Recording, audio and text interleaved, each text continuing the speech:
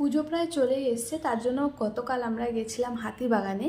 আর হাতিবাগানে গিয়ে সবার প্রথমে আমার এই জুয়েলারির দোকানটা চোখে পড়েছে, যেখানে বেশ ভালো ভালো কালেকশন ছিল। এখান থেকে আমি কিছু ব্যাঙ্গেলস আর ইয়াররিংস কিনেছিলাম।